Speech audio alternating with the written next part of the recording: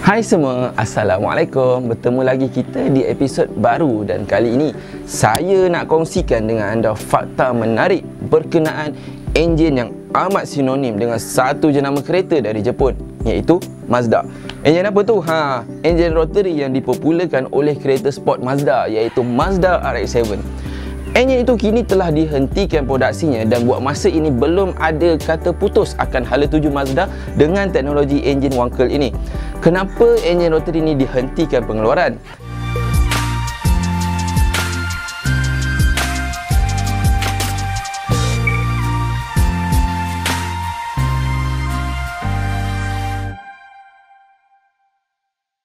Ada beberapa kekurangan enjin rotary ini yang menyebabkan enjin ini kurang berjaya di pasaran. Antara sebab utama kenapa enjin rotary ini ditamatkan pengeluaran adalah enjin ini mempunyai thermal efficiency yang rendah, disebabkan oleh compression ratio-nya yang rendah dan juga bentuk combustion chamber itu sendiri.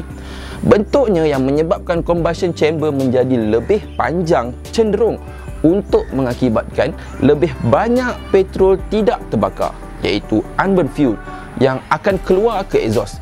Inilah sebabnya Mazda RX-7 cenderung untuk mengeluarkan api di corong exhaust, kerana enjin tidak dapat membakar semua petrol yang masuk ke dalam combustion chamber.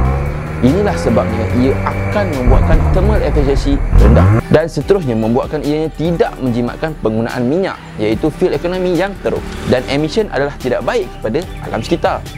Kekurangan yang seterusnya adalah bagaimana nak pastikan enjin ini betul-betul kedap, iaitu seal, bagi memastikan bahagian intake tidak bercampur dengan bahagian combustion.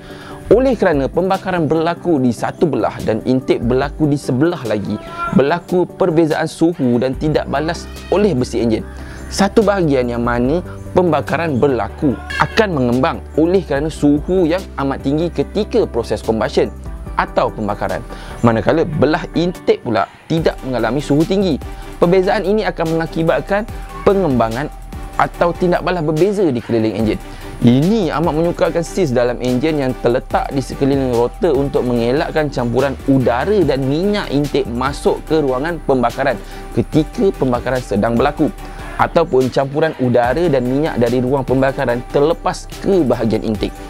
Kaedah yang digunakan dalam mengatasi masalah ini dengan mengalirkan minyak ke dalam ruangan enjin bagi memastikan seals di sekeliling rotor terpelihara dan mengurangkan wear di dalam kebuk enjin. Ini membawa kepada kekurangan enjin ini yang seterusnya, di mana apabila minyak dialirkan, sudah tentu minyak ini akan turut terbakar dalam enjin. Jadi, pengguna kereta berenjin rotary perlu sentiasa memeriksa kadar minyak pelincir ini demi memastikan enjin beroperasi dengan kadar minyak yang mencukupi. Pam untuk minyak ini direka untuk mengepam minyak ke dalam enjin apabila accelerator pedal dipijak. Oleh kerana minyak ini akan terbakar bersama petrol dan udara dalam kebuk pembakaran, hasil emission kereta akan jadi lebih teruk.